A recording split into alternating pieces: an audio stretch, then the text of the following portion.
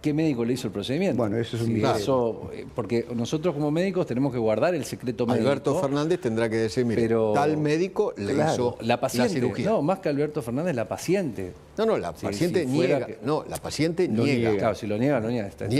Niega, dice que es un golpe, no una cirugía. Tal cual. El que dice que es una cirugía es Alberto Fernández. Ahí está ese punto. Y en los casos que también es raro que sea unilateral, que vamos a suponer que podría ser, es lo que se llama la ptosis palpebral, que es cuando nosotros tenemos un ojo más cerrado que el otro, porque está más caído el párpado de un ojo que el otro. Pero lo habitual o la buena práctica en ese tipo de cirugías también es hacerla bilateral.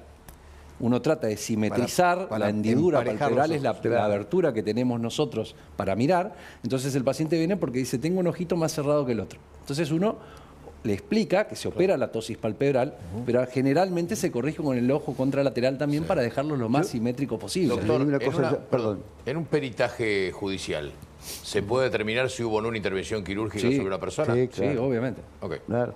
No, la otra cosa, insisto en este punto que no es menor, según mi punto de vista. Si ustedes revisan fotos anteriores y fotos posteriores, es exactamente la misma persona. No hay ningún cambio. Fotos anteriores a este presunto golpe y fotos posteriores. La cirugía deja siempre, por supuesto, si está bien hecha y es simétrica, no se nota mucho, pero si es asimétrica, en un solo ojo, como aparece en este caso, claramente va a haber una diferencia. Puede haber alguna pequeña diferencia, pero vuelvo a lo mismo. Siempre depende de cada caso, en particular la técnica quirúrgica específica que hay que usar. O sea, uno habla de una cirugía de párpados en general, pero a su vez hay variantes dentro de esa cirugía, ¿no? Exactamente. Bueno, doctor, gracias. Un placer. Muchísimas gracias. Bueno, señores, ¿está Silvana Giudice por Zoom? Silvana, ¿qué tal? ¿Cómo va? Buenas noches. ¿Cómo están? ¿Qué tal, diputada? ¿Cómo anda? ¿Bien? ¿Me puede contar acerca de este proyecto para sacarle los honores a Alberto Fernández? Sí, creemos que la verdad que con el nivel de conductas aberrantes todos los días se va descubriendo un poquito más en esta trama sórdida que arranca por el formidable sistema de corrupción que se había montado con las aseguradoras y los amigos del expresidente y que nos espanta con las fotos y el material de violencia hacia Fabiola Yáñez. Entonces, el fin de semana nosotros trabajamos mucho en consultas con constitucionalistas y el equipo de abogados penales que nos asesoran para encontrar el formato de poder quitarle al presidente de una manera muy concreta, pero también muy simbólica, todos los privilegios y beneficios que le otorga el cargo que ha ocupado. Porque es un derecho adquirido, ¿no? Entonces, eso es lo complicado, ¿no? Como expresidente, él tiene acceso a una pensión de privilegio, también a la custodia presidencial, y creemos que, bueno, hay que dar un mensaje muy fuerte y claro en el Congreso Nacional. Si bien ya habíamos intentado durante la sanción de la ley base quitar las jubilaciones de privilegio, en este caso es urgente. Este señor merece no solo no tener los privilegios y los beneficios inherentes a lo que le queda como el cargo de expresidente. Yo creo que también merece ser borrado de los libros de historia. Una persona golpeadora, psicópata, mentiroso, que sigue mintiendo, que dice que ahora Fabiola Yáñez, el moretón que muestra es por una cirugía, que la tuvo encerrada. Todo este entramado de complicidad, además, y silencios alrededor del entorno presidencial merece una respuesta contundente. Y esta es la manera que encontramos para quitarle todo vestigio de privilegio a una persona que mancilló la investidura presidencial. Bueno, en ese mismo sentido, entonces, estaría en el futuro Cristina Fernández de Kirchner, ¿no? Si se llega a confirmar una condena por coimera, por corrupta. Lo pensamos también para eso. El artículo que proponemos incorporar es para que la ley que regula las jubilaciones de privilegio de presidentes, expresidentes y demás altas autoridades, tanto del Ejecutivo como judiciales, cuando tengan una condena en segunda instancia por casos de corrupción, malversación de fondos o en estos casos aberrantes por violencia, queremos que inmediatamente se le retiren las jubilaciones de privilegio. Ahora, Silvana, pensaba lo siguiente, ¿no? Mientras la escucho, el beneficio de Alberto Fernández, ¿no podría trasladarse directamente al hijo?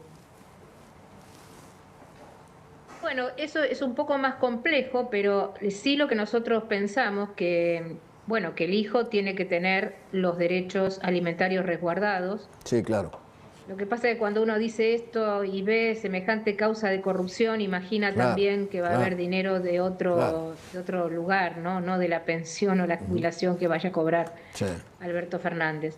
Por otro lado, Eduardo, también tenemos que dar otro mensaje.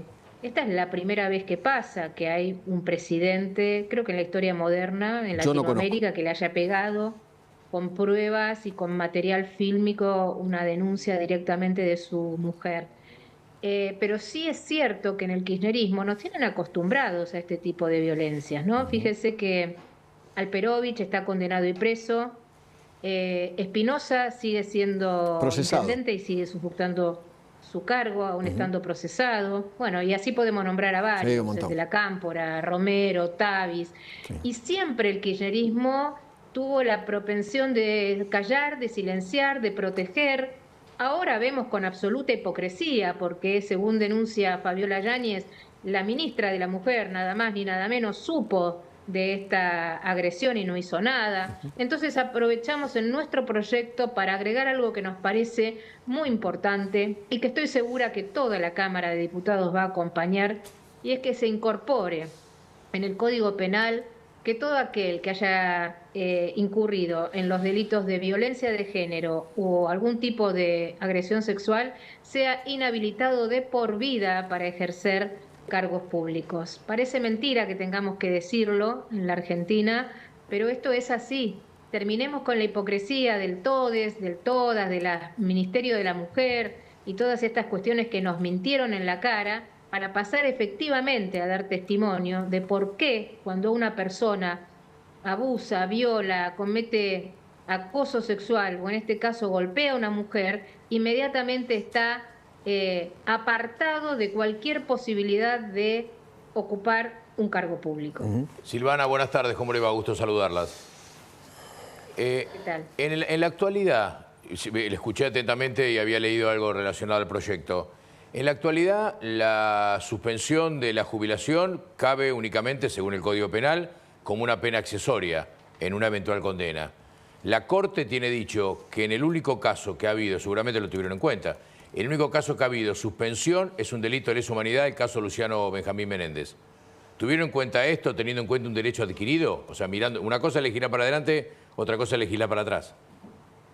Sí, lo tuvimos en cuenta, es muy buena su pregunta. Nosotros creemos que al modificar la ley de jubilaciones de privilegios, como no se está tocando una cuestión penal, sino que es inherente al Código Civil y Comercial en todo caso, nosotros planteamos que una ley nueva puede modificar retroactivamente el otorgamiento de este beneficio. Y lo incorporamos así, inmediatamente retirarle con una condena de segunda instancia, por supuesto, habrá que esperar a que la justicia se expida, perfectamente se le puede quitar ese beneficio. Lo mismo que la custodia presidencial, porque además fíjese que son privilegios que terminó usufructuando Alberto Fernández preparándolos cuando todavía estaba en el ejercicio de su cargo, ¿no? El tema de ampliar la custodia presidencial al exterior lo hizo él, sabiendo que se iba a ir a España, por ejemplo. Y la pensión de privilegio también, la jubilación de privilegio se otorgaron en tiempo récord. Entonces creo que con esta incorporación a la ley de jubilaciones de privilegio es perfectamente constitucional quitárselo, porque en este caso, en lo que tiene que ver con el Código Civil, sí puede ser retroactivo. Bueno, Silvana, muchísimas gracias. Gracias por atendernos. Gracias a ustedes. Gracias. Silvana Lluís. Bueno, nos metemos en la causa de corrupción de Alberto Fernández. Sí, señor. Es la causa 667, le identifico por el número para no mezclarla con las otras. En febrero de este año, un día domingo, se publica en el diario Clarín una nota de Ricardo Roa, una página prácticamente, donde hace conocer una circunstancia que habría advertido Osvaldo Giordano, el entonces titular de la ANSES, duró muy poco en sus labores y tenía que ver con el pago de unas primas de seguro a Nación Seguro generado por el saldo impago de los préstamos, etcétera, etcétera, que tenían los jubilados a través del ANSES. Esto, por supuesto, destapó una serie de denuncias. Una fue de Silvina Martínez, hubo varias denuncias. Finalmente la causa terminó en el juzgado federal número 11, el de Julián Ercolini, que era el de Claudio Bonadío anteriormente, con Carlos Rívolo como fiscal. Mucho se hizo, mucho se conoció, hubo secuestro y a partir del secuestro de los teléfonos, y a eso voy, por un lado se abre colateralmente la otra causa, la causa que tiene que ver con género, y se abre una investigación que deviene en allanamientos y deviene en secuestro de celulares. Celulares a quien se le secuestra a dos de las personas que estamos viendo en imagen, Alberto Pagliano en el centro de la imagen, en primer lugar, Héctor Martínez Sosa a la derecha, esto en primer lugar, y cuando se empieza a trabajar con los celulares, también se secuestra el celular de María Cantero, la esposa del señor Martínez Sosa, a la postre secretaria de hace más de 30 años, Alberto Fernández, pero fundamentalmente en los 4 años de gobierno, se empiezan a conocer determinadas circunstancias.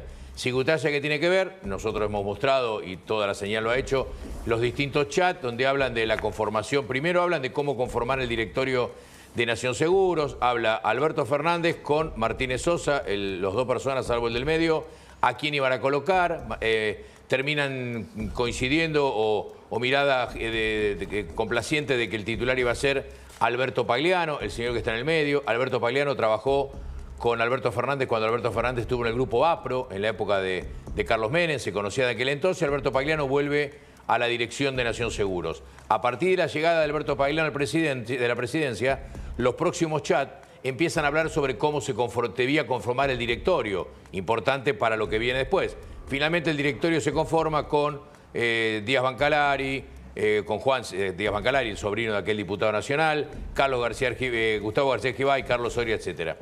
Y empiezan a hablar de qué manera podían lograr de que los seguros, que en ese momento estaban repartidos en compañías privadas y se licitaban, y la compañía de mejor precio era la que resultaba adjudicada, genere todo lo que es el Estado, vaya a Nación Seguros. Y empiezan a trabajar en un borrador de lo que se conoce con el decreto 823/21, que tiene su publicación en diciembre del 21, pero que antes tuvo un correlato anterior, pasó por Milva Ibarra, etc. Y ese decreto obligaba a que todas las compañías del Estado, porque esto era fundamentalmente el negocio de seguro del Estado, el privado puede elegir a quien quiere de broker y que lo asista en materia de seguros, que es el trabajo de broker, de los productores, vaya a Nación Seguros. Ahora bien, los chats son elocuentes. Alberto Fernández hablando con María Cantero, con Martínez Sosa, hablando de cómo nos bien que nos va en la pyme, etcétera, etcétera. Bueno, todo lo que se conoce hasta ahora genera que, según la información que ha trascendido judicialmente hablando, sería inminente el llamado a prestar declaración indagatoria a Alberto Fernández en esta causa. El secuestro del celular tiene que ver con la causa de género, porque supuestamente no cumplió con aquella restricción de no tomar contacto. Totalmente. Bueno, esto es lo que la causa Seguros está. Que no es solamente el teléfono, sino una computadora de 20 pendrive. Sí, ¿no? Una tablet, mucha información. Ahí hay mucho. Yo creo que más de uno debe estar temblando y no va a poder dormir. Correcto. Sabiendo que está en ese teléfono celular. Exacto. Lo que unifica ambas causas es el mismo juez. Claro. Porque Julián Ercolini tiene los dos juzgados, el 10 federal, que es el titular, y el 11 que subroga. Y esto, por ejemplo, llega, Edu, a lo que vos bien decías antes, a repasar todos los condenados o sometidos a proceso, en este caso, que ha habido en tiempo del kirchnerismo. Tenemos algunas placas que mostraban eso, recién Edu las mostraba rápidamente. Ahí tenemos Cristina Kirchner, condenada a 6 años en la causa de vialidad nacional. Me dicen a mí que hacia fin de este mes estaría la condena en vialidad. Están discutiendo los 3 jueces, Hornos, Boninsky y Barrotavenia. Si me dicen a mí que estaría confirmada la pena de 6 años, estarían viendo llevarla a 12, a 10, de acuerdo a lo que pidió Lugo Luciani, por la figura de la asociación ilícita. Ahí está Lázaro Báez. Lázaro Báez tiene una condena de 10 años por la ruta del dinero acá. Amado Vudú con Chicone, la fábrica de billetes, condena con condena firme. José López, condena firme a 6 años, enriquecimiento ilícito, la causa de los bolsos. No sé si tenés otra, Pablo, algunas otras placas. Estas son las figuras emblemáticas. Felicia Micheri, condenado por aquel dinero en un baño en el Ministerio de Economía.